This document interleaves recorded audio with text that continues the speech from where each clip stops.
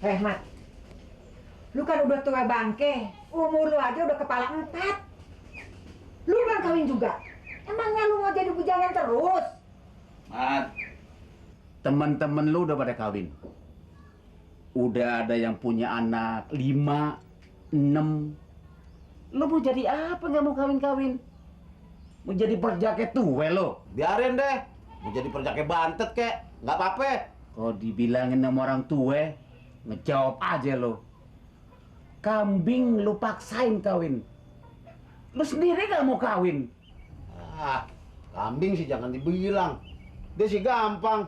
Biang yang mana yang nggak pernah dicemplak. Lain namanya ayah dong. Hah? Mesti pikirin ini, itu. Bisa lah ngembantin anak orang. Kan begitu.